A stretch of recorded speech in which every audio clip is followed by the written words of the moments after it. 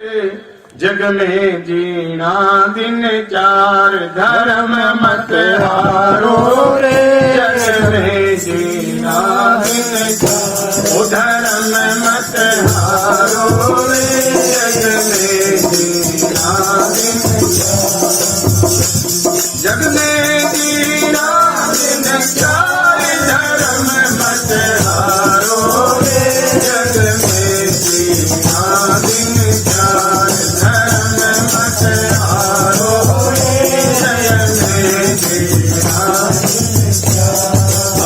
लोक से चल कर आया भले घर की कुछ नहीं लाया। यहाँ कर गद को खिलाया यूं जाता संसार धर्म मत हारो। जग में जिंदगी दिन चार धर्म मत हारो। जग में जिंदगी दिन चार धर्म मत हारो। जग में जिंदगी सावधान, थोड़ी चेतना रख। दादा ने मंदिर बनवाया, धर्मशाला बनवाई। दादा ने बहुत दान पुण्य किया, बहुत अच्छे अच्छे काम किए। विद्यालय में कक्ष बनवाया, धर्मशाला में कमरा बनवाया और तीर्थ कांवरियों की सेवा के लिए भी अनुदान करता रहा। अन्न का दान किया, जल का दान किया, गौशाला में दान किया, शुभ कर्म किए, अच्छे काम किए। और पोता बोलता है कि मैंने तुझे नाम ले लिया अब, और हमारे गुरु ने किया कहा है कि देना पड़ेगा तो भोगना पड़ेगा। भाई ऐसे गुरुओं के मंत्र हैं भैया, क्या पूछोगे? जो सनातन के विरुद्ध हैं उनका हाल अपना क्या है वो तो परमात्मा जानता है। परंतु हमारे गुरु ने कहा है अगर तुमने दान किया, अगर तुमने कोई सेवा की, तुमने अगर कुछ दे दिया तो भोगने के लिए आना पड़ेगा। इसलिए ये सब कुछ नहीं करना। दादा ने क्या किया और पोता क्या कर रहा है? तो लानत है उस वंश को। वंश वही है जो अपने पूर्वजों की कीर्ति को आगे बढ़ाए, घटाए वो अच्छा नहीं। एक पुत्र होता है वो हमारे पूर्वजों की कीर्ति को न घटाता है न बढ़ाता है, ज्यों का त्यों रखता है, वो पुत्र है। एक सपुत्र है, वो अपने पूर्वजों की कीर्ति को, अपने नाम को, अपने जाति को, अपने वर्ण आश्रम को, धर्म को और ज्यादा फैलाता है, वो सुपात्र है। और एक कुपात्र है जो अपने पूर्वजों की कीर्ति को मिट्टी में मिला देता है, किसी न किसी ऐसे व्यक्ति के बहकावे में आकर धर्म कर्म करना बंद कर देता है और पाप मार्ग पे चल पड़ता है।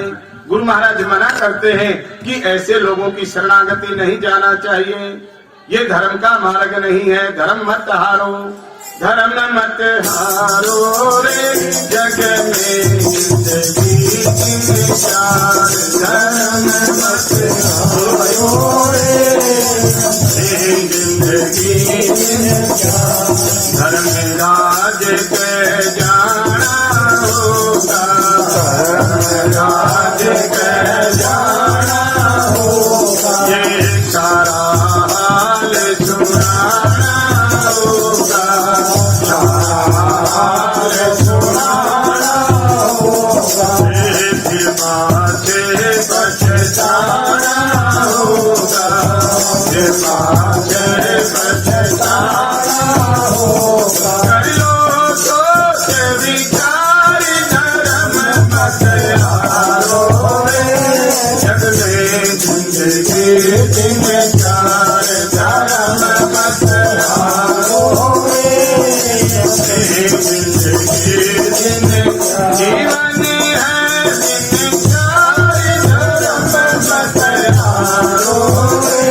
जग में जिंदगी दिन चार धर्म मत हारो रे। जग में जिंदगी। महापुरुषों ने कहा कि अब चेत करो। चेत करना क्या है? जन्म, जीवन और मृत्यु।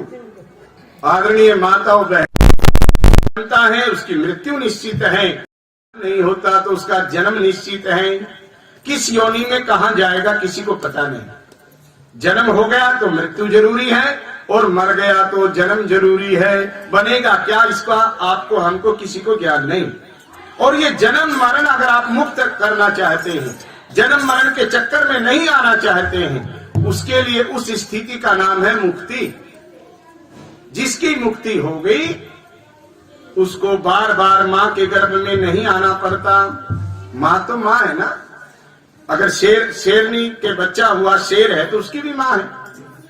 कुत्ते के पिंजरे होते हैं तो उन बच्चों की भी मां है। योनि कोई भी बदले, पर गर्भ में तो आना पड़ा, दुख तो सहन करना पड़ा। इस 84 से मुक्त कब होंगे? महापुरुष कहते हैं नहीं ज्ञानेन सदृशम पवित्रम यह विद्यते। ज्ञान के बिना कल्याण होने वाला नहीं। जो भजन करे सो योगी है, जो चेतक करे मदारी है। जो भजन करे सो योगी है, जो चेतक करे मदारी है। बालापन में क्यों जोग लिया, अभी छोटी उम्र तुम्हारी है। बालापन में क्यों जोग लिया, अभी छोटी उम्र तुम्हारी है। उम्र जीने से दूर सदा योगी की दुनिया जारी है। जीने से दूर सदा योगी की दुनिया जारी है। बालापन में जोग लिया, अभी छोटी उम्र तुम्हारी है। ज्ञान की कोई अवस्था नहीं।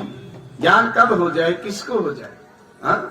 ध्रुव और प्रहलाद आपको और हमको दिखते हैं कि 8 वर्ष की उम्र में ध्रुव को ज्ञान हो गया, 8 वर्ष की उम्र में प्रहलाद को परमात्मा मिल गए। बोले नहीं, ये जन्म जन्मांतर की कमाई है।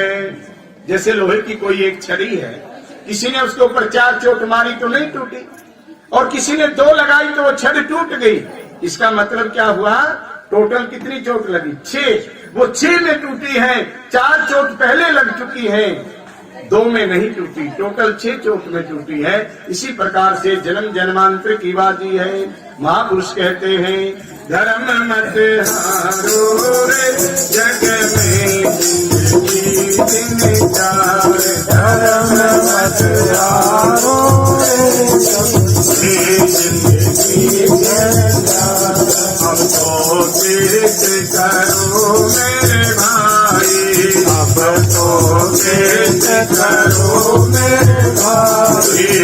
विधा तुम्हें उम्र गवाई, विधा तुम्हें उम्र गवाई।